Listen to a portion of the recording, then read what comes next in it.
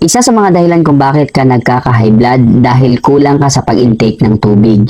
Kapag kulang ang tubig na nai-intake sa katawan, lumalapot ang dugo. At ang puso ay nangangailangan pa ng karagdagang lakas o puwersa para bumbahin ang dugong malapot na dumadaloy. Kasi ang pagbumba sa puso sa malapot na dugo ay dahilan ng hypertension. Para makontrol ang high blood pressure, ang gagawin lang ay kailangan i-maintain ang sapat na daloy ng dugo, 80 to 90% tubig.